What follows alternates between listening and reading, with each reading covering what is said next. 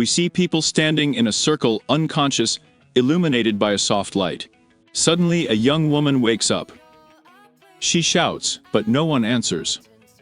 She tries to move, but the buzzer rings. She sees that she is standing in a red circle. She tries to get out of the circle, touch the soldier next to her, but everything is accompanied by a buzzer signal. A red circle glows on her hand. A man from across the room tells her to stop moving and that they can see them. It's okay. He has no more answers to the questions. Another woman is panicking. He wakes up. He tries to calm her down, but she moves, and a beam of electricity falling from the middle of the circle of people kills her. Suddenly the lights come on and everyone wakes up. One person dies instantly. The first man tells everyone to stop, move, and don't touch anyone. A beep sounds, and one of the dead is dragged away.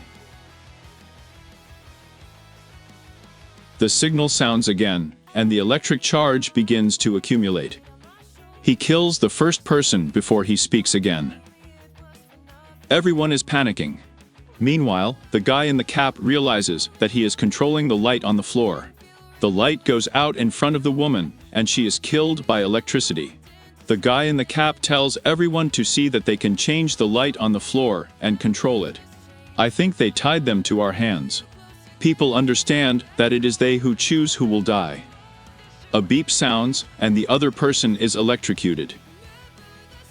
Another signal. When a pregnant woman looks around, trying to figure out what's going on. She says that in fact, they vote with their hand in a fist, and they kill the one who gets the most votes. Someone offers to vote for the dead, and everyone agrees, but when a beep sounds, someone is killed anyway. Next time, they all try not to vote. Suddenly all the signs light up, and again someone dies. The guy in the blue hoodie tells everyone to be silent and suggests developing a strategy to sort out this situation and stop what is happening to them. We will succeed, and we will be able to stop it. His suggestion is to kill the elderly first. Not everyone agrees to this. The blue hoodie suggests starting with the first one to his right and killing clockwise. A pregnant woman does not agree, but no one has suggested a better option. The signal sounds, and the first old man begs, but the beam gets him. Since most agree with the blue hoodie strategy, they are trying to figure out what is going on with them. They ask the soldier, thinking he might know what it is. For example, an alien invasion or something similar. But he's just as confused as everyone else. The man in the back starts talking about what he remembers before he woke up. He remembers getting stuck in traffic and then running until everything went out. Some others say they remember the same thing. The beep sounds again, and they vote for the second old man. The guy remembers a red room with stacked piles of bodies, which, as he now thinks, were not dead, but under the influence of drugs. They all vote for the third old man, continuing the conversation. The fourth old man says he remembers something too. Maybe aliens, how they spoke and how they looked.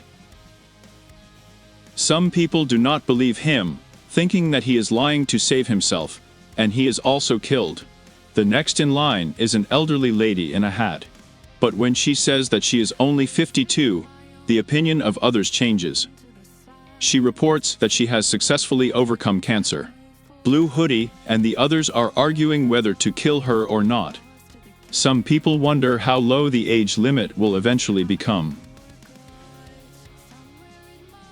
Blue hoodie unsuccessfully tries to kill everyone in his strategy. They're killing him. The lady in the hat suggests finding out why they were chosen for the circle. Why did they gather us here? Although some think it was a random scenario. She says they should try to learn more about each other. Beth starts the first one. She talks about herself, but when she talks, there is a sound. The beep also kills her. After that, People think they shouldn't say anything about themselves. Despite this, Craig still talks. He says that the woman on the left is his wife. He begs people to spare her. Another signal is heard, and another man was killed. Then, they ask the Latin American to speak, but he doesn't understand English. The woman behind him can translate. She asks him about his family, and he says he has 3 daughters in Mexico. They ask the translator to ask him, was he in the US legally, and he answers no. A signal sounds, but, to the surprise of some, kills a young girl in the front row. The cop recognizes the guy in the front row of Raul because he beat up his own girlfriend. The girl, go fuck yourself. At home, the hat asks if he is sure. When they start asking if he really beat up his girlfriend, he replies that she got what she deserved. In the next round, Raul gets an electric shock. After that, the blonde from the first row. He says that maybe they should figure out who is good and who is bad. She says there must be a reason why they are here, but the man next to her disagrees, saying that maybe the whole point is for them to kill each other. While the aliens are watching, at this time, a beep sounds. A Muslim woman from the first row dies. An African American inflames a racial issue. White people first say that everything in this room is unfair. Other African Americans tell him not to continue arguing because he will only make himself a target. The question shows how people really relate to another race.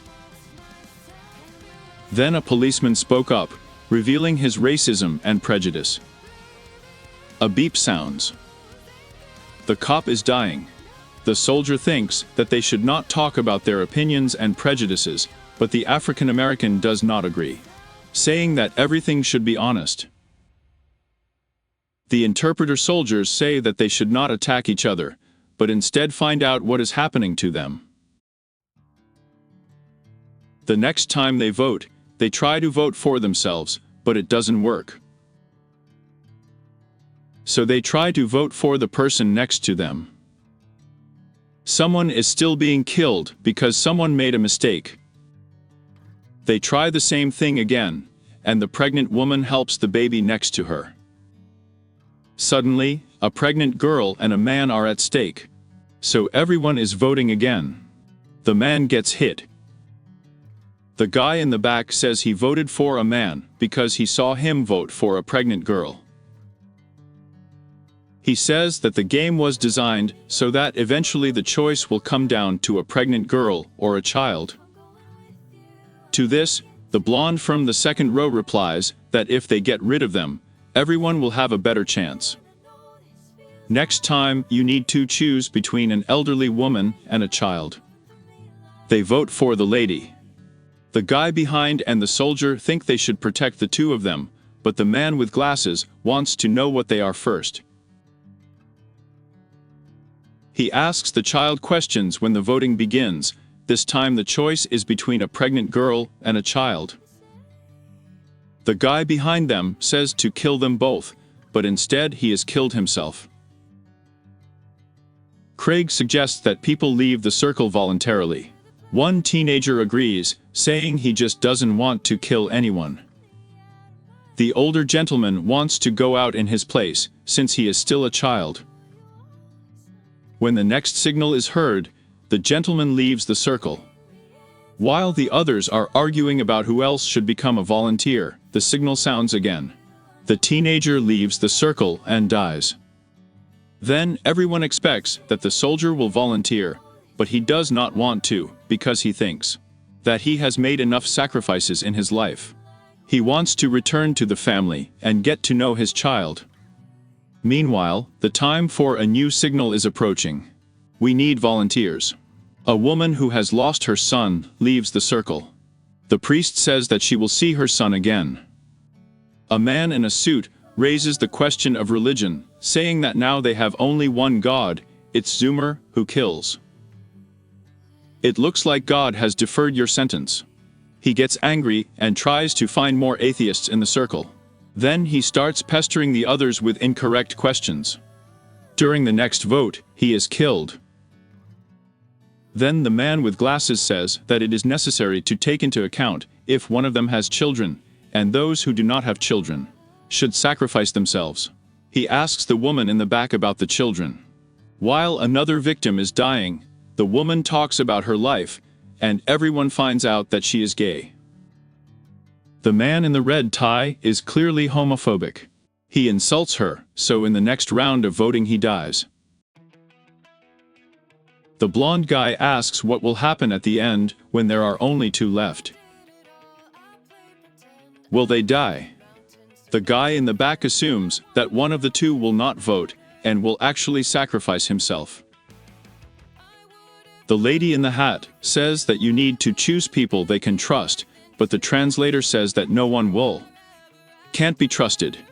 The blonde guy says that they have to decide which of the two is a child or a pregnant woman to stay.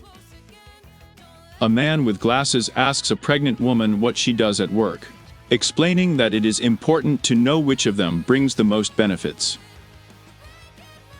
Many people think that this is unfair.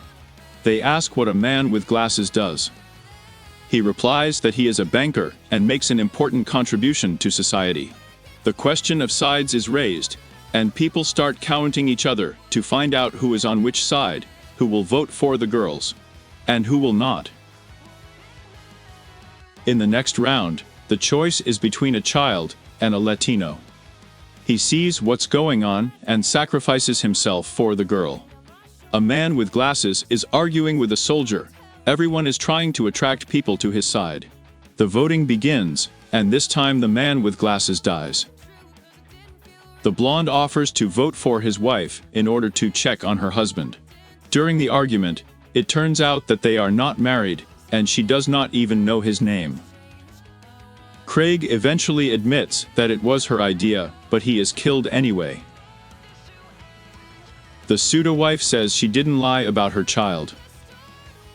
The blonde constantly reminds everyone that they are all murderers, but promises his wife that if she joins him, he will spare her life. He then asks the woman next to him to join him, playing on her feelings for her family. Voting begins.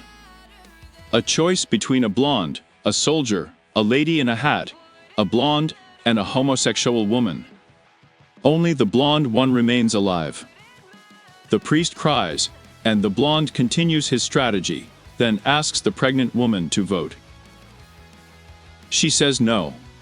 The guy at the back holds his position. The priest apologizes to the pregnant girl and leaves. The guy in the back and the blonde understands that they need to change their strategy. Voting begins, and everyone votes except the old man. The pseudo-wife is dying. The guy in the back says that the elderly man never votes. Voted for the whole ordeal, and he's come to this minute. They're arguing over him. The guy makes the blonde think that they will all vote for an older man. But he and the pregnant girl understand who they will vote for. Lightning kills the blonde. Only 4 of them remained. This time, they will all vote for the old man because they have no other choice. He's dying. The guy stays with the 2 girls, and they discuss the reason why all this is happening. He says that perhaps the aliens are conducting an experiment to see what people are like and what is important to them. A pregnant girl asks why they did this, forcing them to kill each other. To which the guy replies that when people choose who will die, they can see how people judge each other and how they think. He then tells the girls that the 2 of them will have to decide which one of them will die. He can't make that decision for them. The girl is crying because she has made a decision. She'll leave for the baby. He tells her that they will go together, but at the last minute, when the child leaves his circle, he votes for the pregnant girl.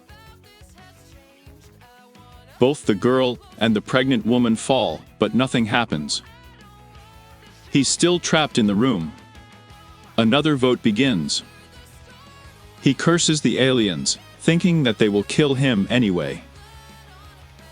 When the beep stops, he sees that this time the choice is between him and the unborn child. He votes for the baby and wakes up outside looking at the spaceship.